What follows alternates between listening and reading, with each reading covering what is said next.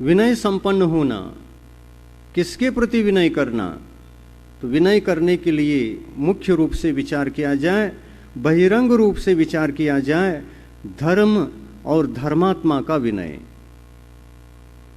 बहिरंग रूप से विचार किया जाए तो धर्म और धर्मात्मा की विनय, धर्मात्मा की हम विनय करते हैं तो धर्म की विनय करते हैं।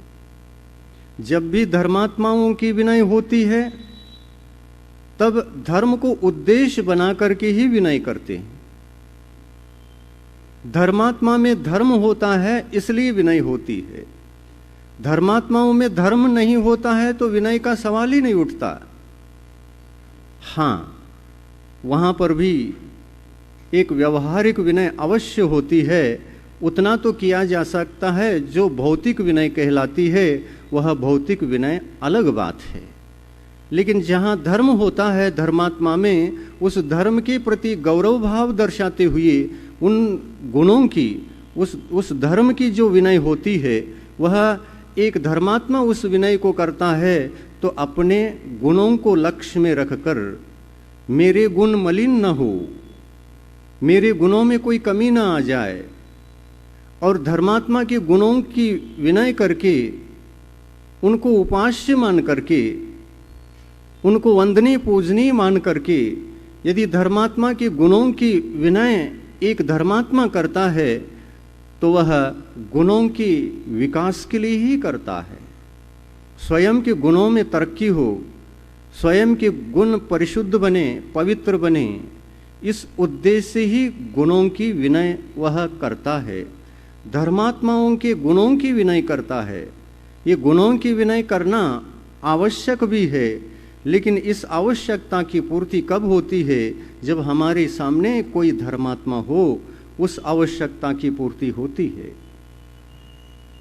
विनय करने वाला जीव महान होता है, विनय करने वाला जीव विवेकी होता है, विनय करने वाला जीव मंदकशायी होता है, विनय करने वाला जीव गुणवान होता है, विनय करने वाला जीव धर्मात्मा होता है। धर्मात्मा बड़ा विवेकशील होता है, धर्मात्मा बड़ा विवेकशील होता है, और इस विवेक के कारण से ही वह बहुत सोच समझ करके विनय करता है।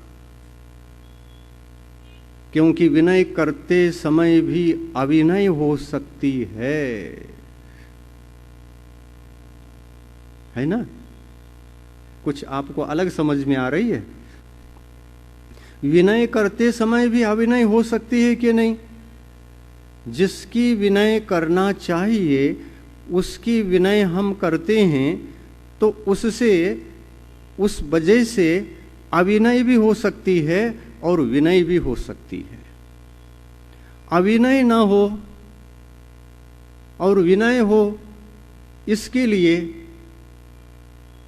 देखना पड़ता है सामने वाला धर्मात्मा गुण संपन्न हो तो हम अवश्य विनय करने के लिए प्रेरित होकर विनय के कार्य में लग जाते हैं। तो उस वक्त एक धर्मात्मा के पास धर्म है, इसलिए उस धर्म के कारण से जो विनय करने के लिए सामने आता है उसके धर्म की भी रक्षा होती है और धर्मात्मा के अन्य गुणों की भी विनय हो जाती है। जैन दर्शन गहरा दर्शन है। जैन दर्शन एक गहरा दर्शन है, बड़ा सूक्ष्म है। यह आत्मधर्म है, आत्मिक धर्म है। इस आत्मिक धर्म को विकसित करने के लिए अमूर्त आत्म तत्व के बारे में चिंतन मनन अध्ययन करना कितना आवश्यक है। आत्म तत्व को जानने पर सब कुछ जाना जाता है। आत्म तत्व का ज्ञान होने पर सबका ज्ञान हो जाता है। मनुष्य अपने जीवन में परिपूर्ण बनता है आत्म तत्व के ज्ञान से। आत्म तत्व का ज्ञान जिस मनुष्य को नहीं होता वह अपना अधूरा ही जीवन जीता रहता है। यह अधूरा जीवन हमारे लिए कार्यकारी सिद्ध नहीं होता। यह अधूरा जीवन हमारे लिए उपादेयभूत नहीं होता, किंतु जीवन परिपूर्ण होना चाहिए। कैसे परिपूर्ण बनेगा जीवन? एक ओर आत्म तत्व का ज्ञान, परमार्थ का ज्ञान, और एक और संसार का ज्ञान, संसार तत्व का ज्ञान, अतत्व का ज्ञान।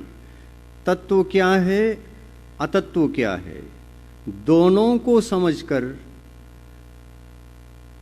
अतत्व का विसर्जन करना और तत्व की उपासना करना, यह धर्मात्मा का कर्तव्य होता है।